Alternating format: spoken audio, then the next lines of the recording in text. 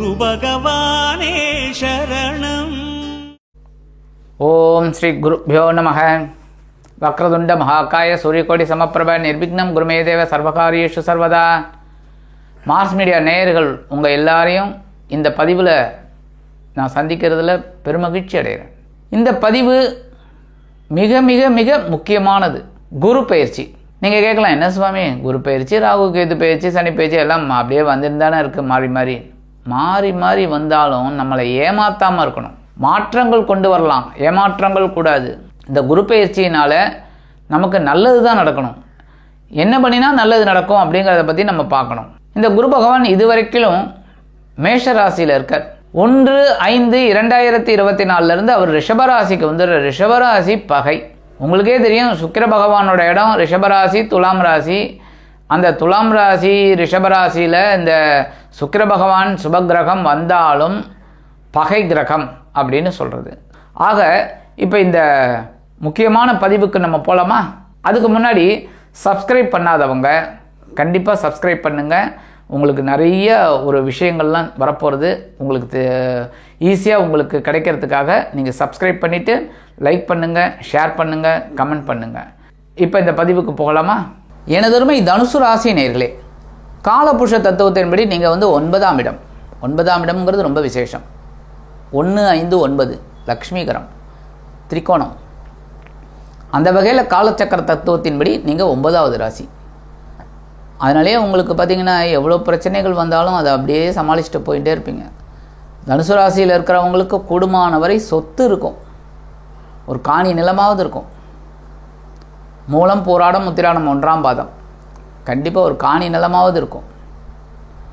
காணினா கொஞ்சம் சொல்லுவா. அந்தமாரி அமைப்பை கொண்டவர்கள் இந்த தனுசு ராசி அன்பர்கள். இந்த பதிவில் நம்ம என்ன பார்க்க போகிறோம் அப்படின்னா, குரு பகவானின் அற்புதமான ஒரு பயிற்சி. இந்த குரு பகவான் உங்களுக்கு ராசிநாதன், அதே சமயம் சுகாதிபதி. அதுதான் சொன்னேன், இந்த ராசிநாதன் உங்களுக்கு சில சொத்துக்களை கொடுப்பார். சில பேருக்கு பார்த்திங்கன்னா பொன் பொருள் ஆடை ஆபரண சேர்க்கையெல்லாம் இருந்திருக்கும். நிறைய ஒரு நகை நட்டோடையே அது இருந்திருப்பீங்க. ஏகப்பட்ட மனக்குழப்பங்கள், ஏகப்பட்ட பிரச்சனைகள், திடீர்னு மனப்பிரச்சனைகள், பணப்பிரச்சனைகள். 4ஆம் இடத்துல ராகு, 10ஆம் இடத்துல கேது. ஆனால் இதெல்லாம் சமாளிக்கிற ஆற்றலை உங்களுக்கு 3ஆம் இடத்துல சனீஸ்வர பகவான், 5ஆம் இடத்துல குரு பகவான் கொடுத்துட்டு இருந்திருக்கார். தலைக்கு வந்தது தலைப்பாகையோட போச்சு. அந்த மாதிரி எவ்வளோ பிரச்சனைகள் வந்தாலும் தலைப்பாகையோடு போயிடுச்சு, அவ்வளோதான். அந்த வகையில் இந்த குரு பகவான் இதுவரைக்கும் உங்களுக்கு பஞ்சமஸ்தானமாகி 5ஆம் இடத்துல இருந்துக்கிட்டு சில அற்புதமான பலன்களை கொடுத்தார். அதான் சொன்னேன், தலைக்கு வந்தது தலைப்பாகையோடு போச்சுன்னு. சில பிரச்சனைகள் வந்தாலும் அப்படியே போயிடுச்சு. அந்த வகையில் இந்த குரு பகவான் இப்போ எங்கே வரப்போகிறார் அப்படின்னு பார்த்தீங்கன்னா, பகையோட ரோகஸ்தானமாகி 6ஆம் இடத்துக்கு வரப்போகிறார். 6ஆம் இடம் அப்படிங்கும்போது உடல் ஆரோக்கியத்தில் சிறப்பு அக்கறை எடுத்துக்கணும். சாதாரணமாக தனுசு ராசிக்காரர்கள் வாரி வளைச்செல்லாம் சாப்பிட மாட்டீங்க, விரும்பி சாப்பிடுவீங்களே தவிர அதுக்காக நிறையா சாப்பிட்ணும், நல்லா சாப்பிட்ணுங்கிற மாதிரிலாம் நினைக்க மாட்டீங்க. ஓரளவுக்கு ரைட், நமக்கு என்ன தேவை அது போகும், அவ்வளோதான். அது எதாக இருந்தாலும் சரி, காரமாக இருந்தாலும் சரி, உப்பாக இருந்தாலும் சரி, அறுசுவையில் எது இருந்தாலும் சரி, இனிப்பாக இருந்தாலும் சரி. உங்களுக்கு இப்போ மூடு நல்லா இருந்தது அப்படின்னா நல்லா சாப்பிடுவீங்க, இல்லைன்னா வேண்டாம், அவ்வளோதான். அந்த மாதிரி நீங்கள் டைப்பு. அதனால் உடல் ஆரோக்கியத்தில் கொஞ்சம் கவனமாக இருங்கோ. இந்த நேரத்தில் சத்ருக்களோட இது அதிகமாக இருக்கும். சத்ருக்களோட தொல்லை. சத்ருக்கள் அப்படின்னா இந்த சத்ருக்கள் எதனால் வரா? நம்மளோட பேசுகிற வார்த்தையில் தான். இப்போ ரோட்டில் ஒருத்தன் போயிட்டே இருக்கான், ஏதோ லைட்டாக இடிச்சிட்டான், தப்பு தான், அவன் பேரில் தான், ரைட்டு. நீங்கள் பேசாமல் என்ன சார், ஏன் சார் இப்படி பண்ணீங்க அப்படின்னா அவன் அடங்கி போயிடுவான். ஐயோ என்னடா அது தெரியாமல் இடிச்சிட்டேன் சார், சாரி சார் அப்படின்ட்டு போவான். நீங்கள் டேய் எதுக்குடா இடிச்சேன்னே அப்படின்னா அவன் சண்டைக்கு வருவான். இந்த இடத்துல சத்ரு. எவனோ ஒருத்தன் முன்பின் தெரியாதவன் நமக்கு சத்ரு ஆகிடுவான், அவன் அடிக்க வருவான். இதுதான். அதனால தான் நம்ம வாக்கு சுத்தமாக இருந்தால் போகிறோம், பேசுகிற வார்த்தையில் கவனமாக இருந்தால் போகிறோம், உடல் ஆரோக்கியத்தில் கவனமாக இருக்கணும். இந்த நேரத்தில் கடன் சுமை அதிகமாகும். அதாவது எதிர்பாராத செலவுகள்லாம் வரதுனால சில பேருக்கு மருத்துவ செலவுகள் கூட வரலாம்.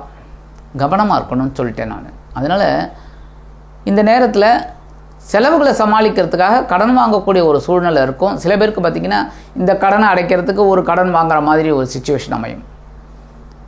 எப்படின்னா ரொம்ப நாளாக ஒரு கடனை அடைக்க முடியல, அவங்க ரொம்ப ப்ரெஷர் பண்ணுறாங்க கொடுத்தே ஆகணும்னு. அப்போ நீங்கள் வேறு வழி என்ன பண்ணுறது? அதனால் வேறு ஒரு இடத்துல கடனை வாங்கி இந்த கடனை அடைச்சிடுவீங்க. அதேமாரி கொடுக்கல் வாங்கலில் இருக்கிறவங்கெல்லாம் ரொம்ப கவனமாக இருக்கணும். ரொம்ப ரொம்ப ரொம்ப கவனமாக இருக்கணும். புதுசாக நிறைய முதலீடை போட்டிங்க அப்படின்னா கஷ்டமாயிடும். அதனால் பெரியவங்களை கேட்டு அனுபவஸ்தர்களை கேட்டு சரி இவங்களுக்கு கொடுக்கலாமா வேண்டாமான்னு நீங்கள் டிசைட் பண்ணி அதுக்கப்புறம் தான் நீங்கள் முடிவெடுக்கணும்.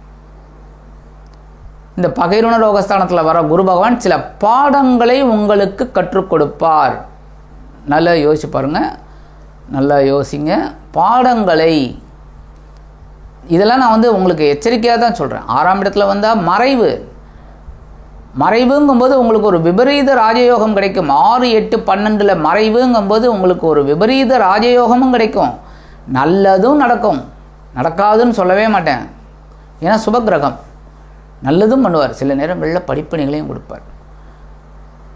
அதுக்கு தான் என்ன அப்படின்னா, வாழ்க்கை என்றால் 1000 இருக்கும், வாசல் தோறும் வேதனை இருக்கும், வந்த துன்பம் எது என்றாலும் வாடி நின்றால் ஓடுவதில்லை, வாடி நின்றால் ஓடுவதில்லை, எதையும் தாங்கும் இதயம் இருந்தால் இறுதி வரைக்கும் நிம்மதி இருக்கும், மயக்கமா கலக்கமா. அதாங்க, அதாவது நம்ம சோர்ந்து போய் உட்காந்துட்டா பிரச்சனைகள் ஓடிடாது. வாழ்க்கை அப்படின்னாலே 1000 இருக்கும்.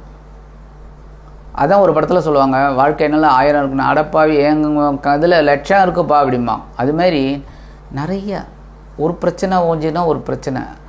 அதுக்கு தான் கர்மா.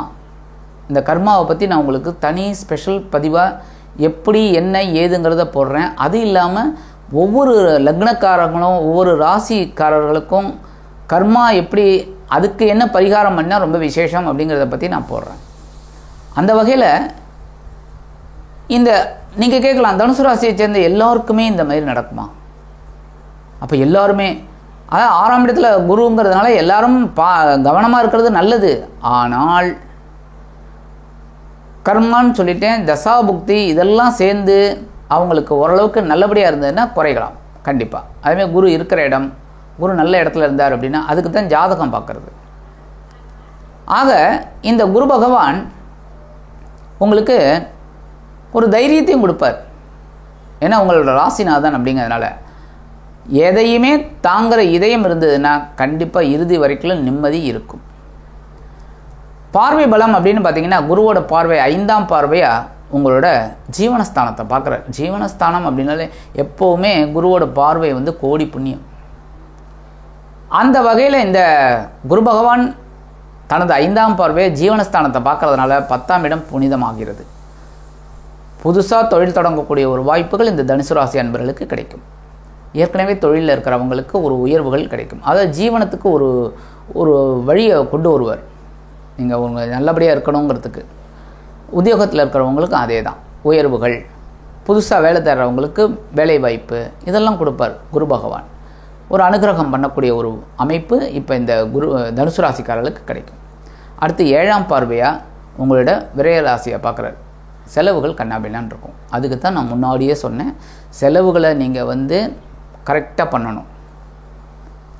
அதாவது எந்த செலவு முக்கியமோ அதை எடுத்துக்கணும். அனாவசியமான செலவை அவாய்ட் பண்ணுறது ரொம்ப நல்லது. ஏன்னா கடன் சுமை அதிகமாகும். அதனால் கொஞ்சம் கவனமாக இருக்கணும். முக்கியமாக உடல் ஆரோக்கியத்தில் கவனமாக இருங்கோ. அப்படி இருந்தாக்க மருத்துவ செலவுகள் குறையும். ஏன்னா இப்போல்லாம் எல்லாருக்குமே வியாதி வருது. முன்னாடி வியாதிங்கிறது கொஞ்சம் வயசானவங்களுக்கு வரும். கேட்பாங்க அவங்களே, என்ன வயசாகிடுது அப்படின்னு எல்லாருமே சொல்லுவாங்க. அவர் வயசாகிடுதுப்பா, அவர் 80-85 வயசு ஆனால் இப்போ அப்படிலாம் கிடையாது. யாருக்கு வேணாலும் என்ன வேணாலும் அப்படிங்கிற மாதிரி இருக்குது. அதில் நம்ம காஷியஸாக அப்படியே ப்ரிகாஷனாக நம்ம இருந்தோம் அப்படின்னாலே ரொம்ப நல்லது. ஆக இந்த விரைராசியில் ஒரு பார்வை விழுறதுனால செலவுகள் இருக்கும். அடுத்தபடியாக ஒரு குட் நியூஸ், 9ஆம் பார்வையாக அவங்க தனவாக்கு குடும்பஸ்தானத்தை பார்க்குறாரு. அப்புறம் என்ன, வரவு எவ்வளோ வருதோ அது செலவாகும். இல்லைன்னா செலவு எவ்வளோ அதுக்கு வரவு வந்துடும். 100 ரூபா செலவு பண்ணிங்களா 100 வரவு வந்துடும். எப்படி வரவு வரும்? உழைச்சா. ஸோ உழைக்கத்தான் போகிறீங்க. எங்கேயுமே சும்மா கூட கிடைக்காது. பிச்சைக்காரங்க கூட அம்மா பசிக்குதேனா தான் சாப்பாடு போடுவாங்க. இன்ஃபேக்ட் குழந்தைகள் கூட ஓன்னு அழுதாதான் அம்மா வந்து பால் கொடுப்பார். ஸோ முயற்சி இருந்தால் தான் கண்டிப்பாக எல்லாத்துலேயுமே சக்ஸஸ். ஸோ உங்களுக்கு தனவரவு தாராளமாக கிடைக்கும். கொடுத்த வாக்குறுதிகளையும் காப்பாற்றிடுவீங்க. தனுசு ராசிக்காரர்களும் ரொம்ப அற்புதமான மனிதர்கள். வாக்குறுதிகள் சாதாரணமாக கொடுக்க மாட்டீங்க, அதுவே சமாளிச்சுட்டு போயிடுவீங்க. ஆனால் கொடுத்துட்டிங்கன்னா எப்பாடுபட்டதை நிறைவேற்றி வச்சுருவீங்க. அடுத்து குடும்பத்தில் சந்தோஷம் இருக்கும். குடும்பத்தில் தேவையான ஒரு பொருள்லாம் வாங்கக்கூடிய ஒரு வாய்ப்புகள் உங்களுக்கு கிடைக்கும். சில பேருக்கு பார்த்திங்கன்னா வீடு மனை வாகனம் இதெல்லாம் வாங்கக்கூடிய ஒரு யோகமும் இருக்கும். 6ஆம் இடத்துல குரு இருந்தாலும் பார்வை பலம் உங்களுக்கு பக்கா பலமாக இருக்கும். கவலைப்பட வேண்டிய அவசியமே இல்லை. அதுக்கு தான் பக்க பலம் வேறு, பக்கா பலம் வேறு. பக்க பலம்ங்கிறது கூட இருக்கிறது, இது பக்கா ஃபஸ்ட் கிளாஸ். ஸோ கவலைப்பட வேண்டிய அவசியம் இல்லை. இருந்தாலும் முதல்லையே நான் சொன்ன மாதிரி இப்போவும் சொல்கிறேன், கவனமாக இருக்கணும் எல்லா விஷயத்துலையும். எந்த பிரச்சனைகளை கொண்டும் துவண்டு போகக்கூடாது. தைரியமாக இருந்தீங்கன்னா எல்லாமே நல்லபடியாக நடக்கும். ஆக இந்த குரு பகவான் 6ஆம் இடத்துல மறைவு ஸ்தானம் அப்படின்னாலும் சில நேரங்களில் சில படிப்பினைகளை கொடுத்தா கூட உங்களுக்கு அற்புதமான ஒரு வாழ்க்கையை கண்டிப்பாக கொடுப்பார். இந்த நேரத்தில் நீங்கள் நவக்கிரகங்களில் உள்ள குரு பகவானுக்கு நீங்கள் வழிபாடு பண்ணி தான் ஆகணும். ஏன்னா 6ஆம் இடம் அப்படிங்கிறதுனால உடல் ஆரோக்கியம் நல்லபடியாக இருக்கணுங்கிறதுனால நீங்கள் கண்டிப்பாக நவக்கிரகங்களில் உள்ள குரு பகவானுக்கு அர்ச்சனை பண்ணுறது ரொம்ப விசேஷம். உங்கள் பேரில் தான் அர்ச்சனை பண்ணணும். சரியா? உங்கள் பேரில் உங்கள் ராசி நட்சத்திரம் உங்கள் பேர் எல்லாமே சொல்லி உங்கள் குலம் கோத்திரம் எல்லாம் சொல்லி அர்ச்சனை பண்ணுறது தான் நல்லது. அந்த மாதிரி நீங்கள் அர்ச்சனை பண்ண பண்ண பண்ண உங்கள் வாழ்க்கையில் குரு பகவான் அஷ்டமராசியில் வந்தாலும் உங்கள் ராசிநாதன் அற்புதமான பலாபலன்களை கண்டிப்பாக கொடுப்பார் என்று கூறி விடைபெறுகிறேன். நன்றி, வணக்கம். மீண்டும் ஒரு அருமையான பதிவில் நான் உங்களை மனமகிழ்ச்சியோடு சந்திக்கிறேன். வாழ்த்துக்கள். வாழ்க வளமுடன். இந்த சேனல் உங்களுக்கு பிடிச்சிருந்தா மறக்காம சப்ஸ்கிரைப் பண்ணுங்க, ஷேர் பண்ணுங்க, லைக் பண்ணுங்க, கமெண்ட் பண்ணுங்க.